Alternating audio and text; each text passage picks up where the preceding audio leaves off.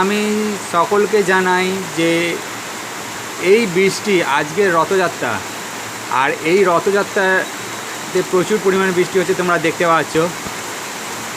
তো সেই যাই হোক, যারা গার্ডেন ভালোবাসো, যারা গাছ ভালোবাসো, যারা ফুল ভালোবাসো, যারা গার্ডেনিং করো, তাদের জন্য আমার একটাই অনুরোধ, এই বর্ষা বাদলের দিনে তোমরা কোনো রকমের গাছে কোনো খাদ্যদ্রব্য বা সার প্রয়োগ করবে না।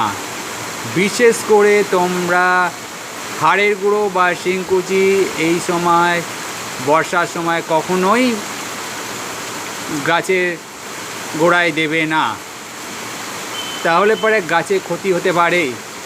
কারণ বর্ষার সময় বর্ষার যে জল আছে সেই জলের মাধ্যমেই একটা খাবার গাছ পেয়ে যায়, যার কারণে গাছও ভালো থাকে। আর যার কারণে গাছও ভালো থাকে এবং গাছও তত্তরিয়ে বাড়ে। এই বর্ষার সময় মোটামুটি কালে বলতে গেলে কোনো সার না প্রয়োগ করাই ভালো। গাছকে শুধু বৃষ্টির মধ্যে ছেড়ে দাও, গাছ অটোমেটিকলি তার নিজের খাদ্য গ্রহণ করবে এবং গাছ সুস্থ হয়ে যাবে। যে সমস্ত গাছ মরো অবস্থায়, সেই সমস্ত গাছের জন্য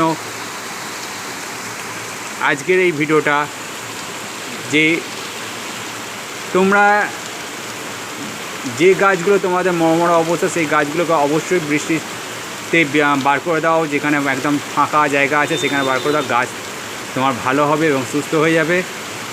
তারপর গাছের রেজাল্ট দেখো কত সুন্দর হবে, পাতাও চকচক করবে, গাছও সুন্দর থাকবে এবং ফুল ফল আসতে সুবিধা হয়। এই বর্ষার জল খুবই উপকারী গাছের জন্য। তো ভিডিওটা আজকে শেষ করলাম। তো ভালো লাগলে অবশ্যই জানাবে। ততক্ষণের জন্য বাই বাই। বন্ধুরা, বর্ষার সময় কেন গাছে কোনো সার প্রয়োগ করতে হয় না সে কথা আমি একটু বলে নিই। কারণ বর্ষার সময় গাছ বর্ষার জল থেকে প্রচুর পরিমাণে নাইট্রোজেন, সোডিয়াম এবং পটাশিয়াম এবং আয়রন, সালফেট এই ধরনের সব কিছু উপাদান পেয়ে থাকে, যার ফলে গাছ খুব সুস্থ সবল থাকে আর গাছ তত্তরিয়ে বাড়ে। আর এই মৌসুমি বায়ু অঞ্চলে এই সমস্ত গাছে কিন্তু আমাদের এই ধরনের যে কোনো খাবার না দেয় ভালো। তবে যাদের ঘরে মরুভূমির অঞ্চলের গাছ আছে, যেমন ক্যাকটাস, এই ধরনের গাছ যাদের ঘরে রয়েছে, তাদের ক্ষেত্রে কিন্তু অতিরিক্ত বৃষ্টির জল কিন্তু খুবই বিপজ্জনক। কারণ ওই সমস্ত গাছ কিন্তু অতিরিক্ত বৃষ্টির জল গ্রহণ করতে পারে না। আর সেই জন্য ওই সমস্ত গাছকে তোমরা একটু শেডের নিচে রাখবে, যাতে অতিরিক্ত জল না জমে।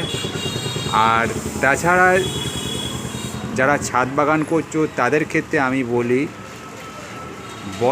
আর বর্ষাকালে যাতে টবের মাটিতে জল না জমে সেদিকে অবশ্যই আপনাদের খেয়াল রাখতে হবে। এবং টবের গাছে যাতে ড্রেনেজ সিস্টেমটা ভালো থাকে। কারণ যে কোনো গাছে যদি জল জমে টবের মাটিতে, তাহলে সেক্ষেত্রে কিন্তু তোমাদের গাছের গোড়া পচে যেতে পারে, শিকড় পচে যেতে পারে, রুট রট রোগ লাগতে পারে। তো সেই দিকে অবশ্যই আমাদের নজর রাখতে হবে। সেটার নজর রেখে তোমরা গাছ করবে, এটা আমার বলে দিলাম আজকে।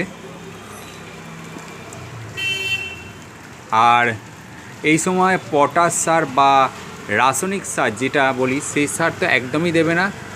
যদি দাও তো জৈব সারই দেওয়ার চেষ্টা করবে। তবে যেদিন বৃষ্টি হচ্ছে সেই দিন একদমই না দেয় ভালো। অন্য দিনে, বাকি দিনে তোমরা সার প্রয়োগ করতে পারো, গাছেতে অসুবিধা নেই। তো বর্ষার দিনে যেদিন বৃষ্টি হবে সেদিন কোনো রকম সার না দেওয়াই ভালো। তো ভিডিওটা নিশ্চয়ই ভালো লাগলো। ততক্ষণের জন্য বাই বাই।